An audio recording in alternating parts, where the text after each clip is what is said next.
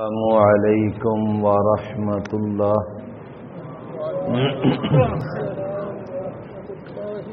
ان الحمد للہ نحمده ونصلی علی رسولہ النبی الکریم، اما بعد فأعوذ بالله السميع العليم من الشيطان الرجيم من همزه ونفخه ونفثه۔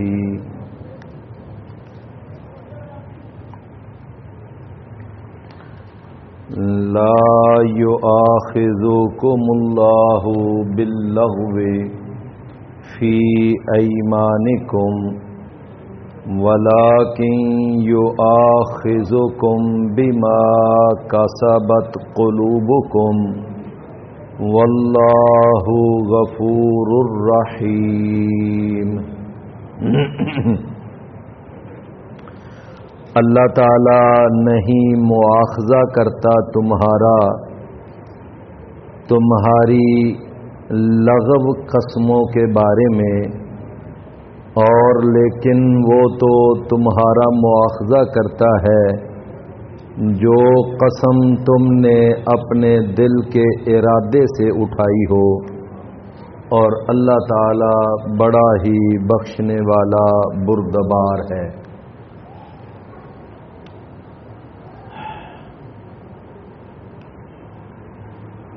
پیارے بھائیو، یہ ذرا نا کرسیاں ذرا تھوڑی سی وہ جو پیچھے بھائی بزرگ ہیں ذرا آگے کر دیں، یہ کرسیاں ذرا ترتیب دے لیں نا، تاکہ نہیں ادھر ہی رکھ، آپ بیٹھیں ادھر ہی ایسے، بس وہ ذرا کرسی آگے کر دیں ایسے۔ آپ بھی ذرا تھوڑی سی آگے کر لیں کرسی، آپ تھوڑی سی پیچھے کر لیں، ذرا لائن میں کر لیں نا کرسیاں، خوبصورت لگیں گی انشاءاللہ۔ وہ بھائی جو ہیں وہ آپ ذرا آگے آ جائیں، درس کے بعد پھر آپ اپنی میٹنگ کر لینا۔ آ جائیں بھائی، آگے آ جائیں۔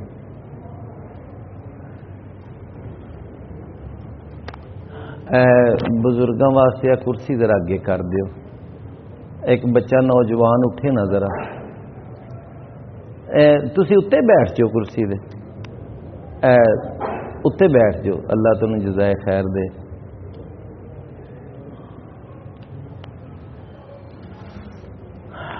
یہ بچے جو کرسیوں کے پیچھے ہیں نا، وہ ذرا آگے کر دیں ان کو ایسے۔ آپ بھی بیٹا آگے آ جائیں، ذرا آگے بھائی، کرسی کے پیچھے کوئی بھائی نہ نظر آئے۔ آگے کر لیں، کرسی لائن میں کر لیں، چلیں ٹھیک ہو گیا۔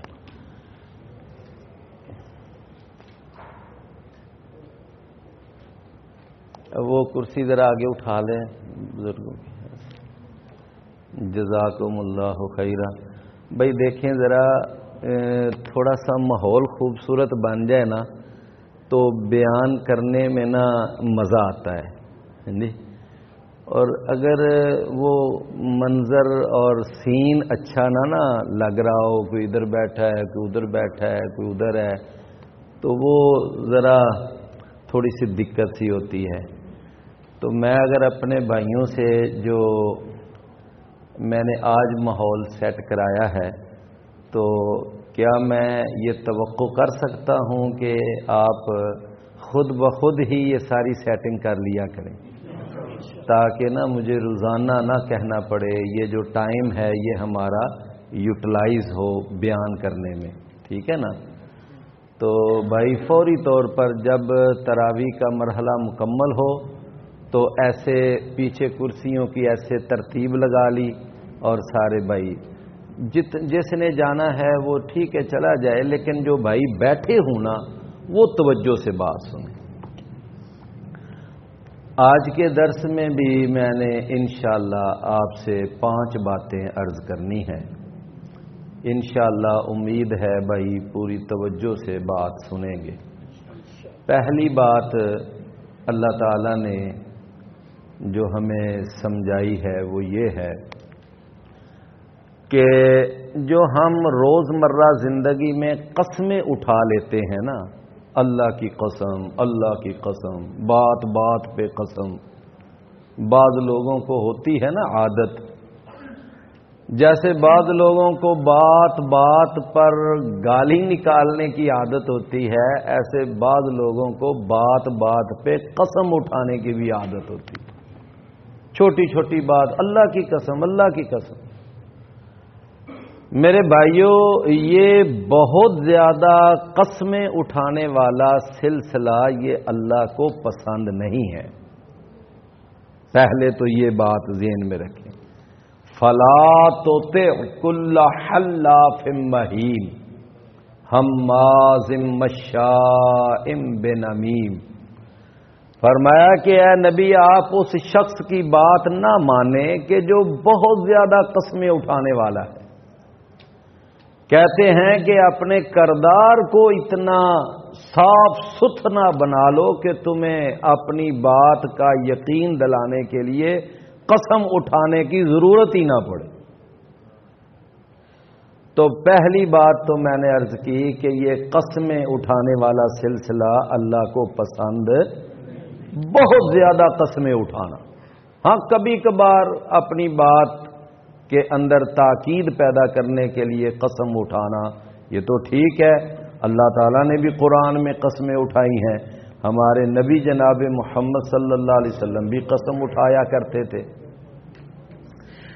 تو وہ جو لغو قسم کی قسمیں ہوتی ہیں نا، ایسے ہی بے توجہی کے اندر وہ اٹھاتے جانا، تو وہ قسم لغو ہوتی ہے۔ اللہ تعالیٰ اس قسم پر انسان کی پکڑ نہیں کرتا، اللہ تعالیٰ معاف کر دیتا ہے کہ یہ اس نے بے دھیانے انداز میں قسم اٹھا دی ہے، تو جیسے بھی اٹھائی ہے اللہ تعالیٰ اس پہ پکڑ نہیں کرتا۔ البتہ پکڑ اللہ اس قسم پہ کرتا ہے کہ جو قسم اٹھانے والا اپنے پورے دل کے ارادے اور عزم مصمم کے ساتھ قسم اٹھا رہا ہے، اس قسم پہ پکڑ ہے۔ اچھا، اب وہ قسم دو طرح کی ہے۔ ایک تو یہ ہے کہ قسم اٹھانے والے نے قسم اٹھائی اور اس نے ایک ناجائز کام کی قسم اٹھا لی، کام جائز نہیں تھا، کام جو تھا وہ ٹھیک نہیں تھا۔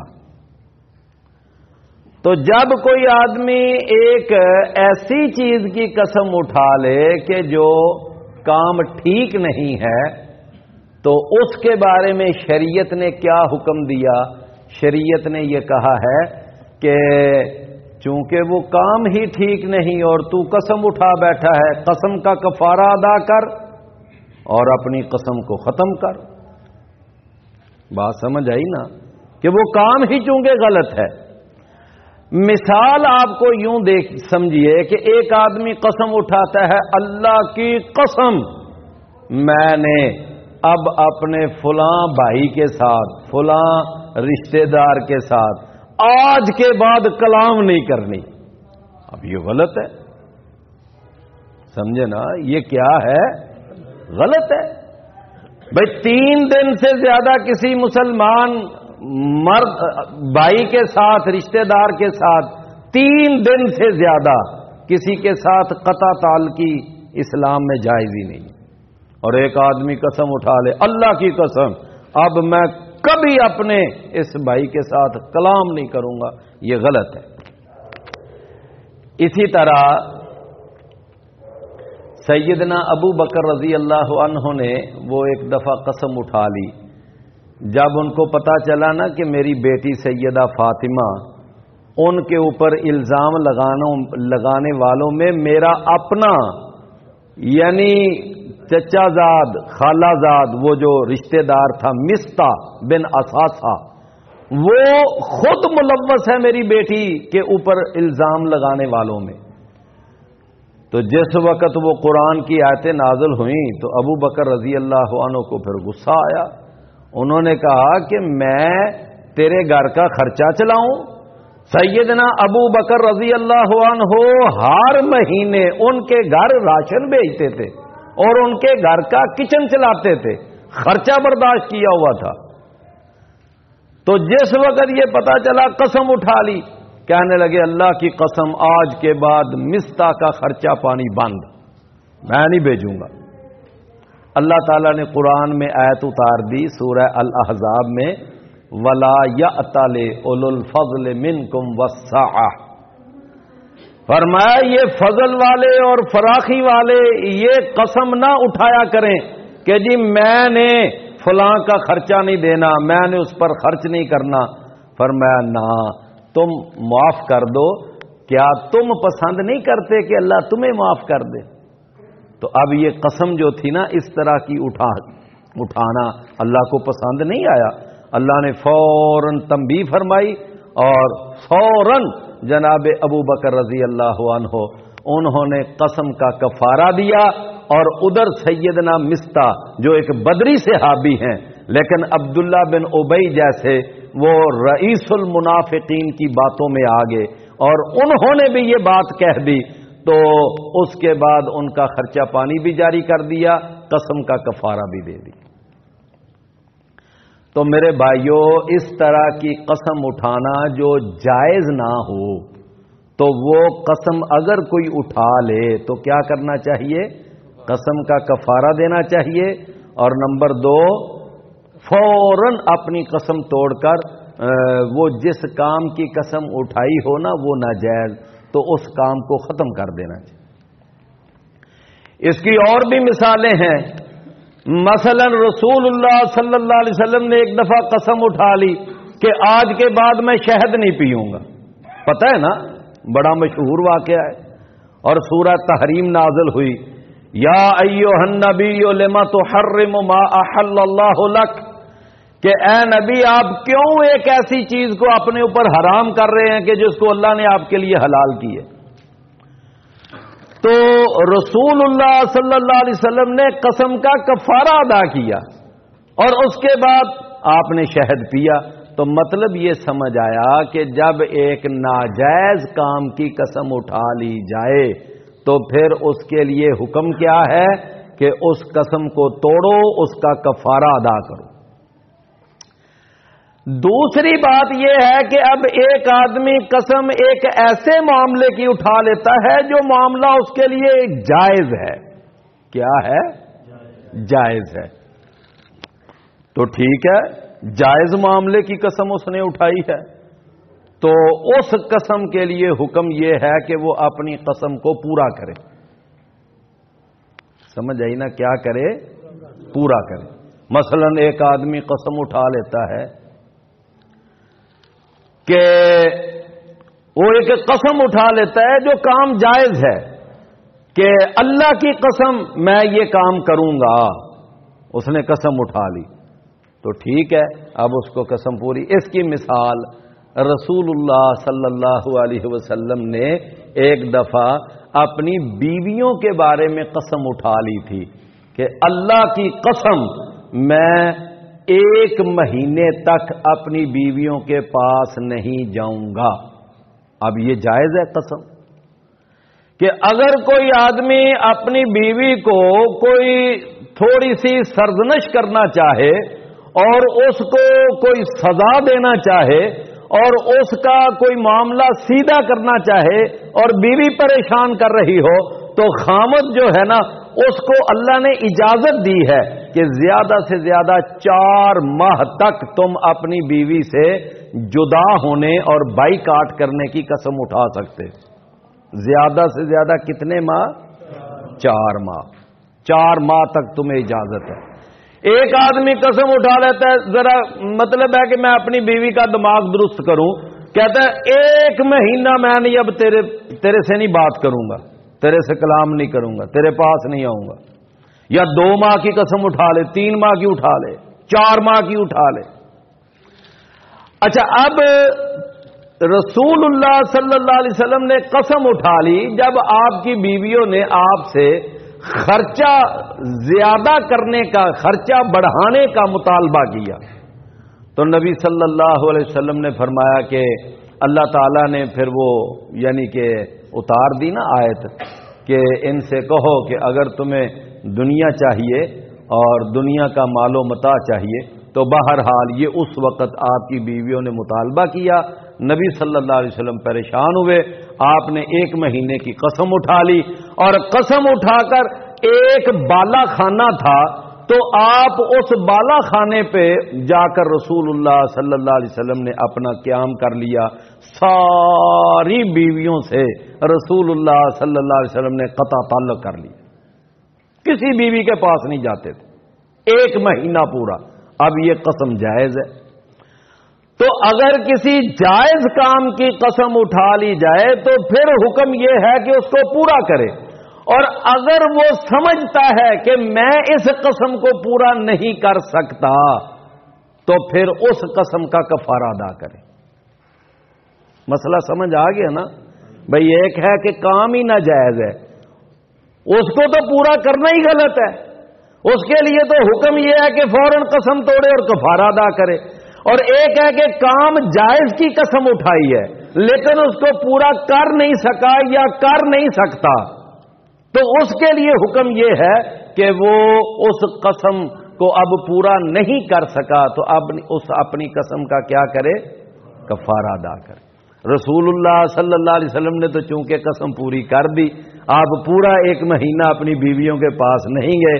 جب مہینہ مکمل ہوا تو سب سے پہلے نبی صلی اللہ علیہ وسلم سیدہ عائشہ رضی اللہ عنہ کے پاس گئے۔ سیدہ عائشہ رضی اللہ عنہ کے پاس گئے تو آپ نے جا کر داخل ہو کر سلام کہا۔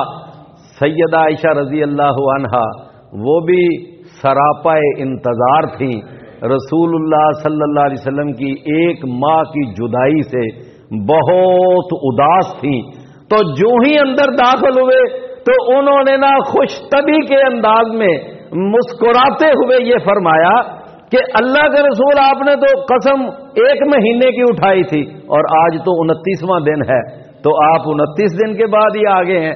رسول اللہ صلی اللہ علیہ وسلم نے فرمایا عائشہ مہینہ 29 دن کا بھی تو ہوتا ہے۔ تو اتفاق ایسا کہ وہ واقعی مہینہ 29 دن کا تھا، تو فرمایا کہ مہینہ 29 دن کا بھی تو ہوتا ہے۔ سیدہ عائشہ رضی اللہ عنہ آپ نے فرمایا آپ کو کیسے پتا اتنا کہ 29 دن ہوئے ہیں؟ کہنے لگی میں نا وہ چنے کا دانہ لے کر نا روزانہ 1 دانہ ایک برتن میں ڈال دیتی تھی اور پھر میں گنتی رہتی تھی کہ اب کتنے دن ہوئے، اب کتنے دن ہوئے، اب کتنے دن ہوئے۔ رسول اللہ صلی اللہ علیہ وسلم نے پھر جا کر بات بتائی کہ اللہ نے یہ حکم دیا ہے، سورہ الاحزاب اور 21واں پارہ اور آخری آیتیں، فرمایا اللہ نے یہ فرمایا ہے کہ اے نبی اپنی بیویوں سے کہہ دو اگر دنیا اور دنیا کا مال و متاع چاہیے تو آؤ میں تمہیں طلاق دے کر فارغ کر دیتا ہوں، جاؤ پھر جہاں تمہیں مال و دولت ملتا ہے وہاں چلی جاؤ، اور اگر یہ ہے کہ میرے ساتھ ہی زندگی گزارنی ہے تو پھر وہی سادہ انداز زندگی اور وہی جو میرا ایک فقیرانہ انداز زندگی ہے تمہیں وہ اپنانا پڑے گا۔ رسول اللہ صلی اللہ علیہ وسلم نے فرمایا، سیدہ عائشہ کو فرمایا جا کر سب سے پہلے کہ مجھے جواب دینے سے پہلے اپنے امی اور اپنے ابو سے مشورہ کر لینا۔ سیدہ عائشہ فرماتی ہیں اللہ کے رسول اس بارے میں اپنے امی اور ابو سے مشورہ کروں گی، انی احب اللہ ورسولہ والدار الآخرۃ، میں تو اللہ رسول اور آخرت کے گھر کو پسند کرتی ہوں، مجھے کوئی ضرورت نہیں ہے کہ میں جا کر اپنے امی اور ابو سے پوچھوں، میں اسی وقت آپ کو جواب دیتی ہوں کہ میں آپ سے علیحدہ نہیں ہونا چاہتی۔ میرے پیارے بھائیوں، تو یہ ایک قسم جو تھی یہ کیا تھی؟ جائز کام کی، اور اللہ کے رسول نے پوری کی، لہذا کوئی کفارہ نہیں ہے۔ تو ذرا قسم کے بارے میں مسئلہ آپ اچھی طرح سمجھ لیں کہ یمین لغو جو ہے یعنی لغو قسم، اس کی کوئی اللہ کے ہاں پکڑ نہیں ہے۔ لا یؤاخذکم اللہ باللغو فی ایمانکم۔ دوسری قسم جو ارادے کے ساتھ اٹھائی جائے اس کی 2 قسمیں ہیں، ایک ہے کہ ناجائز کام کی قسم اٹھائی جائے تو فوراً قسم توڑ کر اس کا کفارہ ادا کرنا چاہیے، دوسرا ہے کہ جائز کام کی قسم اٹھائی جائے تو اس کے لیے حکم یہ ہے کہ اس قسم کو پورا کر سکے تو ٹھیک، نہ کر سکے تو اس کا کفارہ ادا کرنا چاہیے۔ اب آخری بات سن لیں کہ کفارہ کیا ہے۔ اللہ تعالیٰ نے سورہ المائدہ اور 90 نمبر آیت کے اندر کفارہ بیان کیا۔ فرمایا پہلا کفارہ تو یہ ہے کہ 10 مسکینوں کو کھانا کھلاؤ۔ اگر کھانا نہیں کھلانا چاہتے تو چلو 10 مسکینوں کو لباس مہیا کر دو۔ اور کھانا کس طرح کا کھلانا ہے، لباس کس طرح کا مہیا کرنا ہے، جس طرح کا تم خود کھانا کھاتے ہو، جس طرح کا خود لباس پہنتے ہو۔ اور اگر یہ دونوں کام نہیں تو پھر ایک غلام آزاد کرو۔ اگر یہ بھی نہیں تو چوتھا آپشن اسلام نے یہ دیا کہ 3 روزے رکھو اور یہ قسم کا کفارہ ہے۔ تو میرے بھائیوں، یہ ذرا قسم کے بارے میں نے تھوڑی سی ڈیٹیل سے آپ کو آج بات بتائی ہے، تو بات ساری سمجھ آ گئی ہے نا، قسم کا حکم کیا ہے۔ ہاں ایک ہوتی ہے کہ بندہ قسم اٹھاتے وقت ہی وہ جانتا ہے کہ میں جھوٹی قسم اٹھا رہا ہوں۔ کیا اٹھا رہا ہوں؟ اس کو پتا ہے کہ میں جھوٹی قسم اٹھا رہا ہوں۔ مثلا ایک آدمی اس سے قسم لی جاتی ہے تو وہ جھوٹی قسم اٹھا دیتا ہے، مسجد میں جا کر قرآن ہاتھ میں پکڑ کر کہتا ہے یہ چیز میری ہے، حالانکہ اس کو پتا ہے کہ یہ میری نہیں ہے۔ اس کو کہتے ہیں یمین غموس۔ کیا کہتے ہیں؟ یمین غموس۔ اس کا کوئی کفارہ نہیں ہے، اس کے لیے صرف اللہ تعالی کے سامنے استغفار ہے، توبہ ہے، اور رو رو کر توبہ کرنی چاہیے۔ کیوں؟ یہ بہت بڑے بڑے جو کبیرہ گناہ ہیں یہ ان میں سے ایک گناہ ہے، یہ بڑے کبیرہ گناہوں میں سے ایک گناہ ہے یمین غموس۔ تو میرے بھائیوں، یمین لغو کوئی پکڑ نہیں، یمین معقد 2 قسم کی ہے، وہ میں نے آپ کو تفصیل سے بتا دیا، اور یمین غموس اس کی پکڑ ہی پکڑ ہے، یہ گناہ ہی گناہ ہے اور بہت بڑا کبیرہ گناہ۔ اس کے بعد جو دوسرا مسئلہ میں نے آج آپ کو بتانا ہے وہ یہ ہے کہ اللہ تعالیٰ نے نا قرآن مجید میں ارشاد فرمایا کہ مردوں کے جس طرح عورتوں پر کچھ حقوق ہیں تو اسی طرح مردوں کی کچھ ذمہ داریاں بھی ہیں، فرائض بھی ہیں۔ میری بات آپ سمجھ رہے ہیں نا؟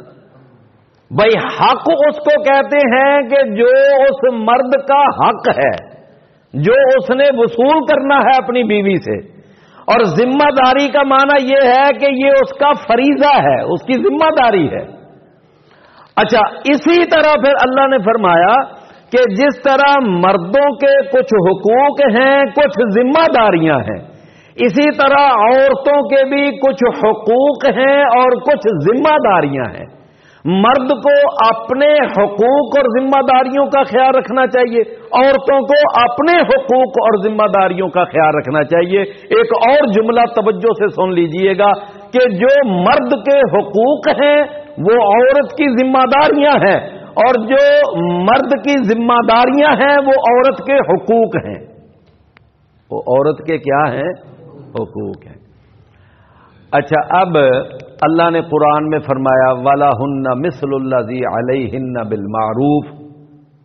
یہ قرآن مجید کی آیت ہے کہ جس طرح عورتوں کے لیے کچھ حقوق ہیں اسی طرح ان کی ذمہ داریاں ہیں۔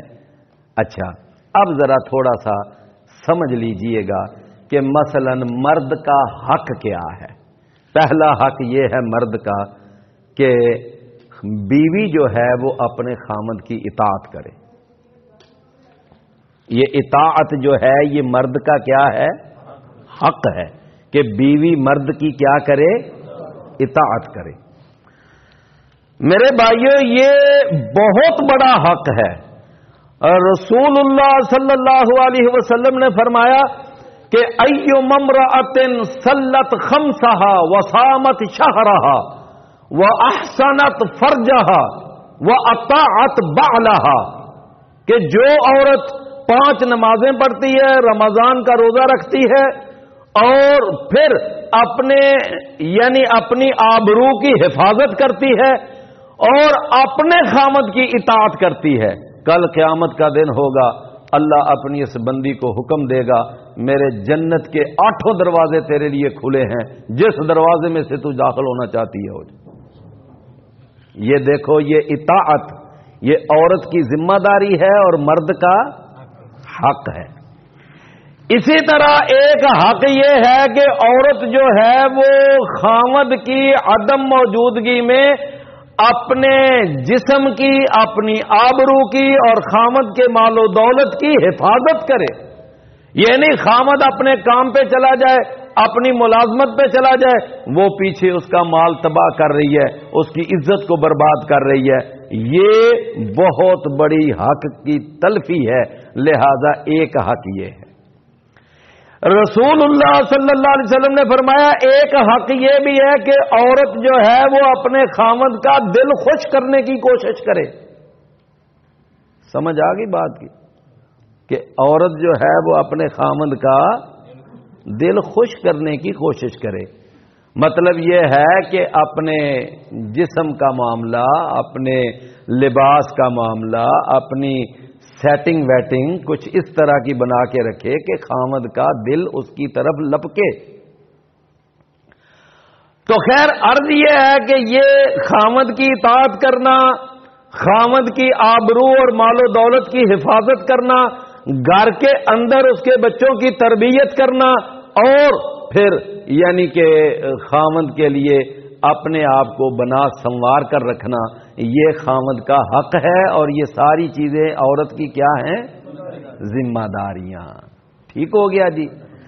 اب آ جائیے دوسری طرف کہ اب دیکھیے کہ خامد کی ذمہ داریاں کیا ہیں اور عورت کا حق کیا ہے۔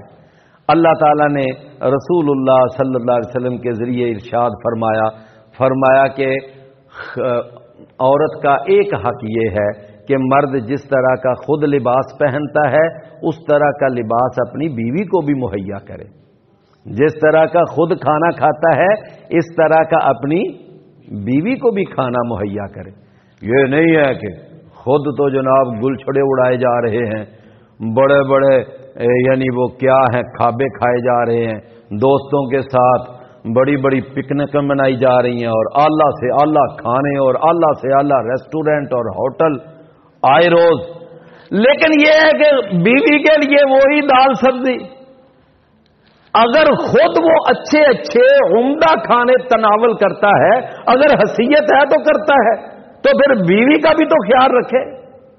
اور اسی طرح اگر وہ خود اچھے اچھے عمدہ لباس اور سوٹ پہنتا ہے تو اپنی بیوی کو بھی اس لیول کے سوٹ لا کر دے، اس طرح کے سوٹ لا کر دے۔ یہ نہیں کہ اپنے سوٹ تو بڑے بڑے کمال کے اور بڑے بڑے عالی شان دیدہ زیب اور فینسی قسم کے، اور لیکن بیوی کے لیے وہی عام سا سوٹ لا کر، نہیں، ایسا نہیں۔ تو نبی صلی اللہ علیہ وسلم نے فرمایا جس طرح کا خود کھاتے ہو اس طرح کا بیوی کو کھلاؤ، جس طرح کا خود پہنتے ہو اس طرح کا بیوی کو پہناؤ۔ پھر نبی صلی اللہ علیہ وسلم نے فرمایا کہ اول تو یہ ہے کہ معاملے کو خوش اسلوبی کے ساتھ، اگر کوئی گھر میں ان بن ہو جائے تو خوش اسلوبی سے حل کرو۔ اس کے کئی طریقے اسلام نے بتائے ہیں، مثلا یہ بھی ہے اس کو سمجھایا جائے، اس کو نصیحت کی جائے، اور اس کو یعنی کوئی نہ کوئی آیت، کوئی حدیث یا کوئی واقعہ سنا کر نصیحت کی جائے، فاعظوہن، اس کو نصیحت کرو۔ اور اگر نہ نصیحت سے کام چلے تو پھر اس کے ساتھ بائیکاٹ کرو، ذرا بستر الگ کر لو، اپنے آپ کو علیحدہ کر لو۔ اور اگر تو وہ وفا شعار بیوی ہوگی تو 1-2 راتوں کی جدائی نہیں برداشت کرے گی، اور وہ فوراً آپ کو منانے کے لیے آئے گی، اپنا معاملہ سیدھا کرے گی، صحیح کرے گی۔ اور اگر اس طرح بھی کام نہ چلے، معاملہ پھر سیدھا نہ ہو، تو اسلام کہتا ہے کچھ نہ کچھ تم فزیکلی پنشمنٹ دے سکتے ہو۔ کوئی میری بات سمجھ آئی ہے؟ اور یہ سورہ نساء کی آیت ہے، فرمایا وَضْرِبُوهُنَّ، کچھ ان کو تم فزیکلی پنشمنٹ دے سکتے ہو۔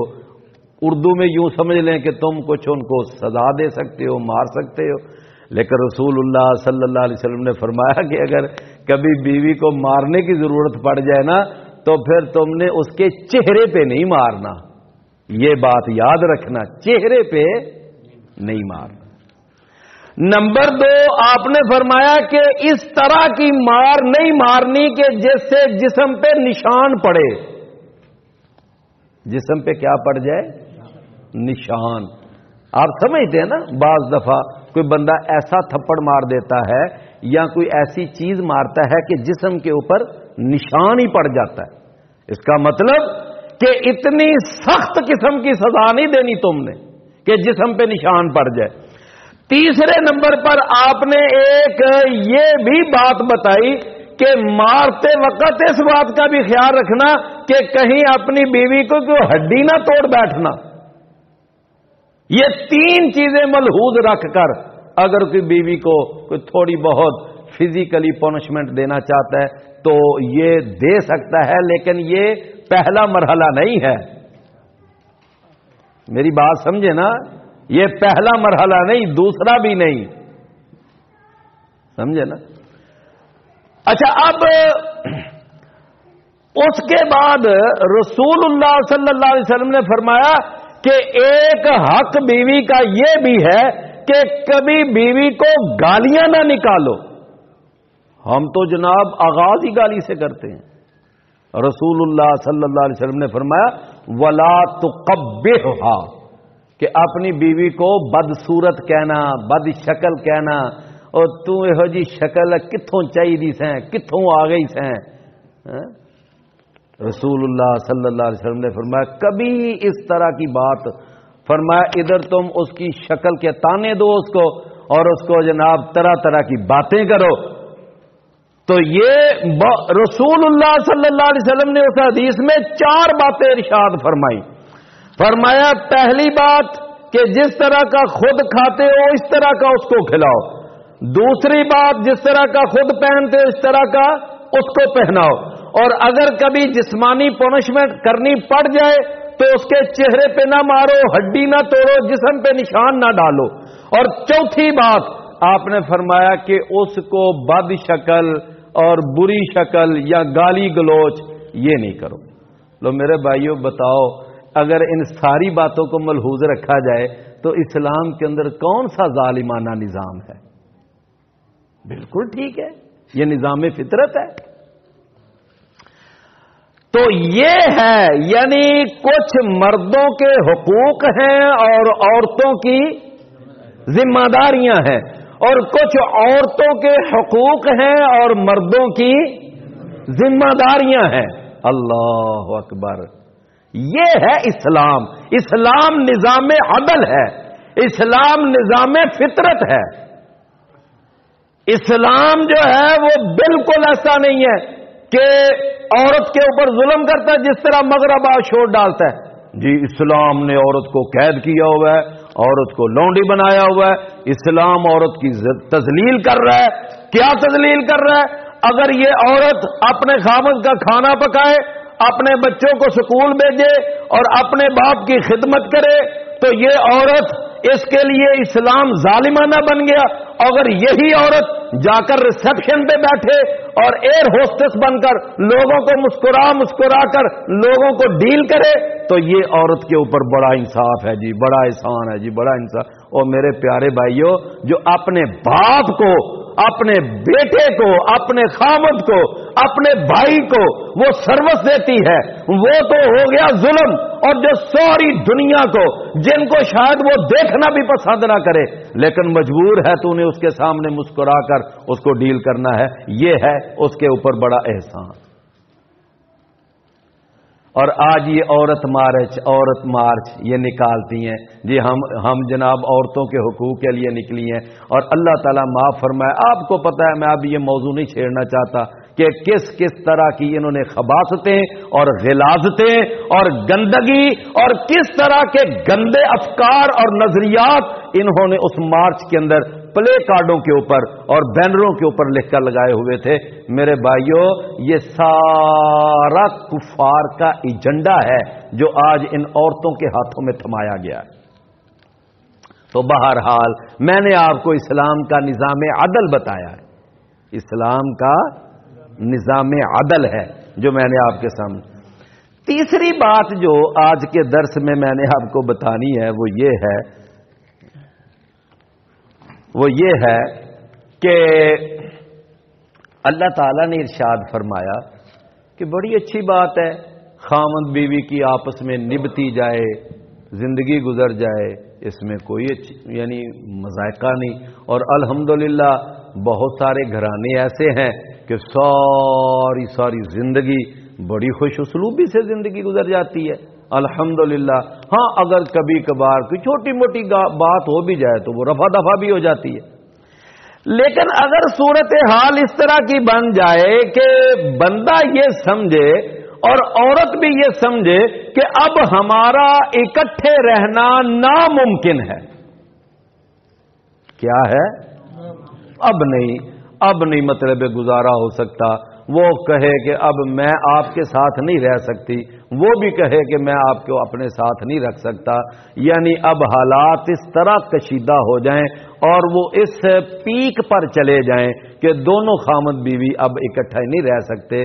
تو اسلام دیکھو کیا کہتا ہے.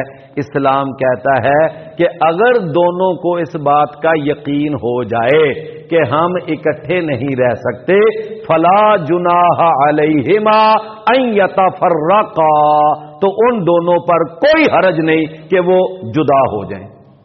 اور اس جدا ہونے کو کیا کہتے ہیں؟ طلاق. اس جدا ہونے کو کیا کہتے ہیں؟ طلاق. اچھا، اب طلاق جو ہے یہ حالانکہ ہے ایک اچھی چیز نہیں ہے، ایک اچھی چیز نہیں ہے، لیکن بوقت ضرورت جائز ہے. نہیں بات سمجھ آئی کہ اچھی چیز نہیں ہے لیکن بوقت ضرورت جائز ہے یہ طلاق.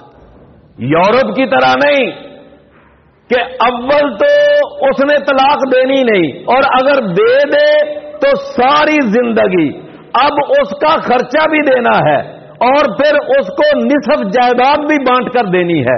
یہ ایک صریحاً ظلم ہے. اسلام نہیں کہتا اس پہ. تو اسلام کہتا ہے ہاں جدا ہو جائیں کوئی بات نہیں، اس خامد کے لیے اور بیوی مل جائے گی، بیوی کے لیے اور خامد مل جائے. تو اسلام نے طلاق کا طریقہ کیا بتایا ہے وہ ذرا سن لیں. طلاق کا طریقہ، طلاق کا طریقہ یہ بتایا کہ خواتین کو وہ جو ماہانہ پیریڈ آتا ہے، اگر عورت جو ہے وہ اس ماہانہ پیریڈ سے فارغ ہوئی ہے اور خامد اور بیوی ابھی اس پیریڈ سے فارغ ہونے کے بعد ابھی ملے نہیں، آپس میں ملے نہیں. آپ ملنے کا مطلب تو سمجھ رہے ہیں نا، ملے نہیں، تو اس طہر کے اندر خامند جو ہے وہ اپنی بیوی کو طلاق دے گا. یہ ہے اصل مسنون طریقہ طلاق دینے کا. ہم تو اس بات کا کوئی خیال نہیں نہ رکھتے، جب بھی لڑائی ہوئی جھگڑا ہوا کوئی ماحول بدتمیزی والا بنا جا طلاق طلاق طلاق، ہمارا تو انداز یہ ہے نا. لیکن اسلام نے اس کا باقاعدہ ایک پروسیجر بتایا ہے. سورہ الطلاق کو پڑھ کے دیکھ لیں. یا ایھا الذین آمنوا اذا طلقتم النساء فطلقوهن لعدتهن. فرمایا کہ جب تم نے طلاق دینی ہے تو طلاق کو اس کے صحیح وقت پہ دو. اور صحیح وقت کیا ہے وہ میں نے آپ کو بتا دیا کہ عورت کو معاملہ بنا، فارغ ہوئی، غسل کیا، ابھی خامد بیوی ملے نہیں ہے تو اس وقت خامد اپنی بیوی کو طلاق دے. یہ ہے طلاق کا صحیح وقت. طلاق دے دی. اب ایک بعد میں ایک پیریڈ آ گیا، پھر دوسرا آ گیا، پھر تیسرا آ گیا. 3 پیریڈز جو ہیں یہ عدت ہیں اس عورت کے. اس کے دوران وہ عورت رہے گی بھی خامد کے گھر میں. ادھر ہی کھانا کھائے گی، کھانا پکائے گی، بچوں کے پاس رہے گی، خامد کے سارے معاملات بھی ڈیل کرے گی، لیکن رہے گی گھر میں، اور ہے بھی عدت میں، ہے بھی عدت میں۔ اسلام کیوں کہتا ہے کہ گھر میں رہے، ادھر ہی رہے، نہ اپنے میکے جائے، اپنے خامد کا گھر نہ چھوڑے؟ کیا وجہ ہے بلا؟ ہاں دیکھو اسلام، یہ ہے اسلام۔ اسلام حتی الامکان کوشش کرتا ہے کہ یہ یونٹ بچ جائے، یہ یعنی معاملہ بگڑے نہ، اگر تھوڑا سا معاملہ بگڑ گیا یہ دوبارہ سیٹلمنٹ ہو جائے۔ اسلام حتی الامکان کوشش کرتا ہے ادھر ہی رہے۔ لیکن جناب یہاں پر تو ہمارے طلاقیں وہ پہلے ادھر گئی ہوتی ہے، طلاقیں تو ادھر جاتی ہیں۔ دیکھو کتنا غلط انداز ہم نے اپنایا ہوگا۔ تو اسلام نے کہا کہ طلاق ہو جائے رہے خامد کے گھر میں، بلکہ میں نے تو ایک تفسیر میں پڑھا کہ عورت جو ہے نا، ویسے یہ بات توجہ سے سننے والی ہے، کہ میں نے ایک تفسیر میں پڑھا ہے، تفسیر کا نام بھی آپ کو بتا دیتا ہوں، تفسیر القرآن۔ اس میں لکھا ہوا ہے کہ وہ عورت جب عدت میں اپنے خامند کے گھر میں رہے گی نا، تو وہ اس وقت میک اپ بھی کر سکتی ہے۔ سمجھ آئی نا؟ اچھے کپڑے پہنے، میک اپ کرے، گھر میں رہے۔ سمجھ آئی بات کی؟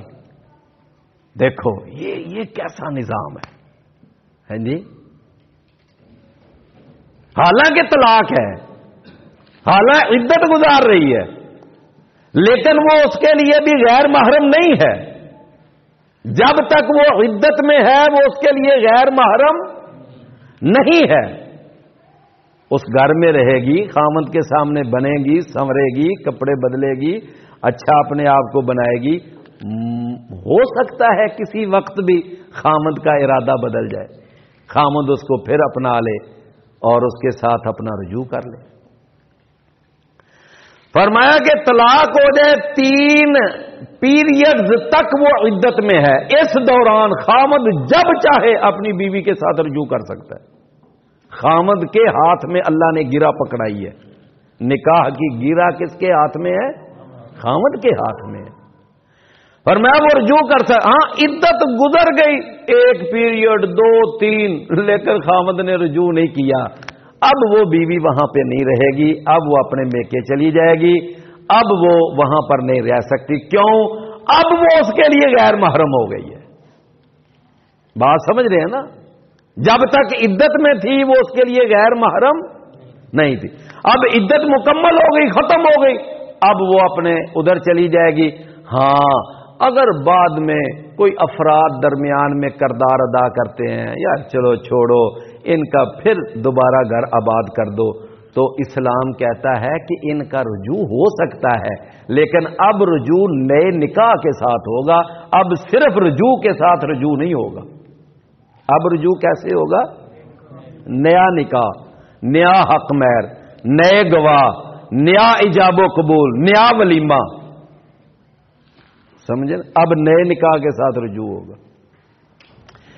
اچھا اللہ نہ کرے پھر کبھی انبن ہو گئی، حالات بگڑ گئے، پھر خامد نے طلاق دے دی، پھر پروسیجر وہی ہے کہ 3 پیریڈ تک وہ اپنے خامد کے گھر میں رہے گی اور خامد کو رجوع کا حق حاصل ہے، لیکن 3 پیریڈ تک رجوع نہیں کیا، خامد جو ہے اب اسی طرح 2 طلاقیں ہو گئی، اور وہ یعنی نکاح دوبارہ کر سکتے ہیں اگر وہ عدت گزر چکی ہے۔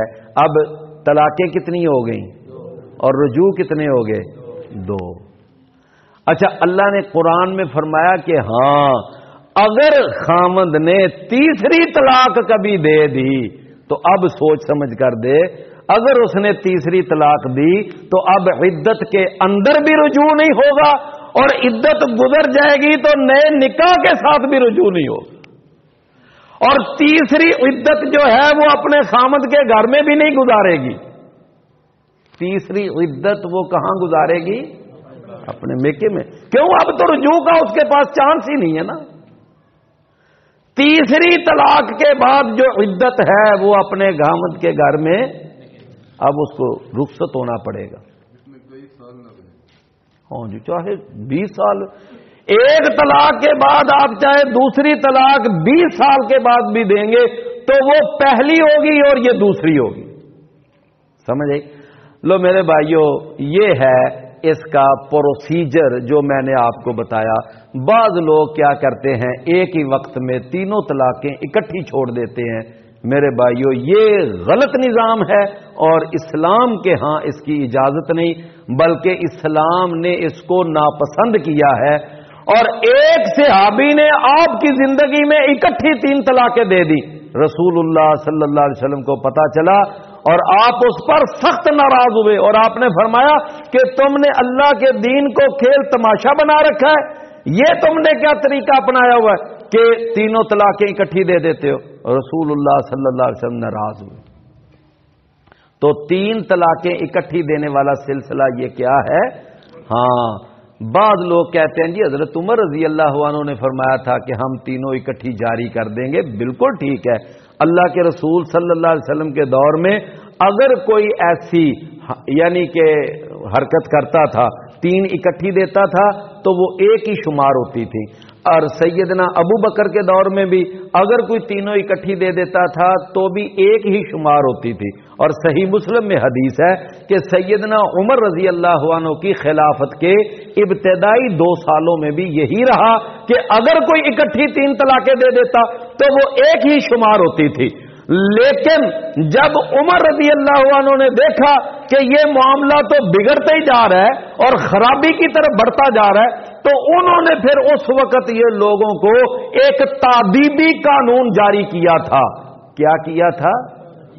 تادیبی اور تعزیری قانون. وہ کیا تھا کہ تم اس کام سے باز ہی نہیں آ رہے. یاد رکھو، آئندہ اگر کسی نے 3 طلاقیں اکٹھی دی تو ہم پھر تینوں ہی شمار کریں گے اور اس کے بعد اس کی بیوی کو اس سے جدا کر دیں. یہ انہوں نے اس معاملے کو کنٹرول کرنے کے لیے اور سزا کے طور پر یہ قانون جاری کیا تھا. اور جس وقت معاملہ سدھر گیا، حالات ٹھیک ہو گئے، لوگوں نے 3 اکٹھی طلاقیں دینا بند کر دیا تو عمر رضی اللہ عنہ نے یہ قانون بھی ختم کر دیا. بھی بات سمجھے نا؟ تو اب اس کو دین تو نہیں نہ کہا جا سکتا. دین تو وہی ہے جو رسول اللہ صلی اللہ علیہ وسلم کے دور میں تھا. وہ کیا تھا کہ 3 طلاقیں وہ ایک شمار ہوتی ہیں، 3 طلاقیں 3 شمار نہیں ہوتی. اور پھر بر صغیر پاک و ہند کے اندر ایک بہت بڑا اجتماع ہوا جس میں سارے ہی مسالک کے علماء جمع ہوئے.